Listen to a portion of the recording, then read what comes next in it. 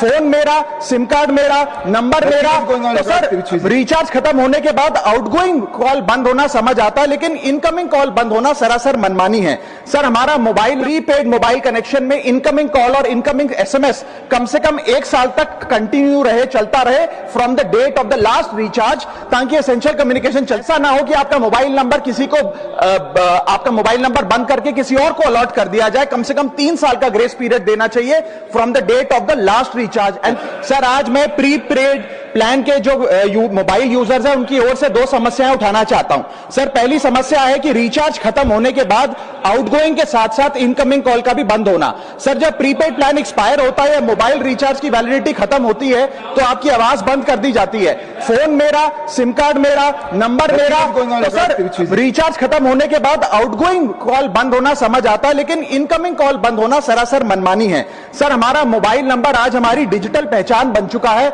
Essential communication जैसे कि UPI payment, banking, OTP, train ticket OTP, PAN Aadhaar authentication, interview का call, hospital का call, मां बाप का गांव से कॉल, तमाम चीजें इनकमिंग कॉल और इनकमिंग एसएमएस से आती है, और वो इसलिए बंद कर दिया जाता है कि इंसान एक रिचार्ज कराना भूल गया।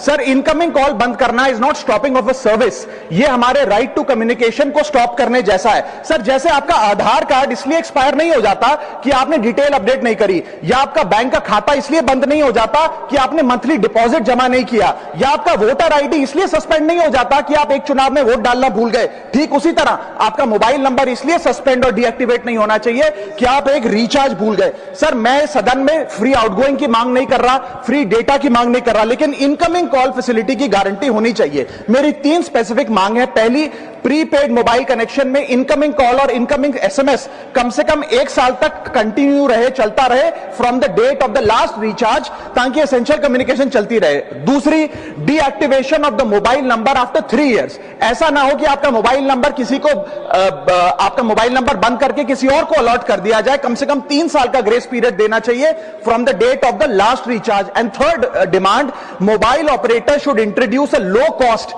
Incoming only plan. वो लोग जो सिर्फ इनकमिंग के लिए फोन रखते हैं उनके लिए, जैसे कि 10 रुपए में 180 दिन की इनकमिंग कॉल की फैसिलिटी, इस प्रकार की स्कीम्स मोबाइल ऑपरेटर को लानी चाहिए। दूसरी समस्या जो प्रीपेड कस्टमर्स फेस करते हैं वो है टेलीकॉम ऑपरेटर का 28 दिन का मंथली रिचार्ज। साल में सर महीने 12 होते हैं, लेकिन 28 दिन की रिचार्ज के माध्यम से 13 टाइम्स रिचार्ज कराना पड़ता है। कैसे सर? 28 दिन into 13 times is equal to 364 days. ये एक बड़ी क्लेवर स्ट्रैटेजी है जिसके चलते आपको फीलिंग 30 दिन की देते हैं, लेकिन आपसे डीलिंग 28 दिन की करते हैं। सर दुनिया में हर जगह बिलिंग साइकिल कैलेंडर मंथ के हिसाब से होती है, 30 या 31 दिन। आपको मंथली सैलरी, लैंडलॉर्ड का रेंट, बैंक की ईएमआई, बिजली पानी गैस का बिल, तमाम चीजें 30 या 31 दिन के महीने के हिसाब से होती हैं। लेकिन ये मोबाइल ऑपरेटर, टेलीकॉम ऑपरेटर 28 दिन के महीने के हिसाब से आपको रिचार्ज प्लान बेचते हैं, ताकि साल में एक अतिरिक्त रिचार्ज आपको मिल जाए। मैं उम्मीद करता हूं कि इसे भी समाप्त किया जाएगा।